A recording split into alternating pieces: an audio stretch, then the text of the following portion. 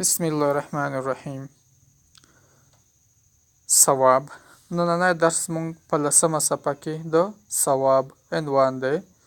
د څلورم صنف دریم کتاب 10مه صفحه. عبارت ته توجه وکړئ.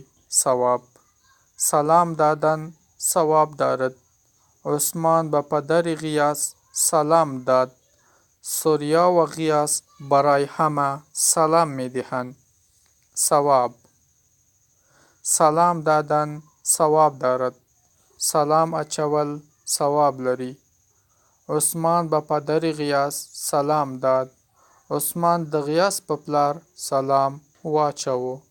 سریا و غیاث برای همه سلام می دهند. سریا او غیاث پر ټولو سلام اچوي. یا چې تاسو په درانه خدمت کې حاضرېږم، تاسو پر پاک الله سپارم. د الله په امان.